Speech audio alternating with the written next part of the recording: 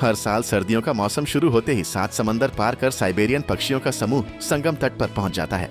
ऐसे में सर्दी की शुरुआत के साथ ही प्रयागराज में संगम तट पर साइबेरियाई प्रवासी पक्षियों की अठखेलियां शुरू हो गई हैं, जो माघ मेले से पहले ही पर्यटकों को आकर्षित कर रहे हैं।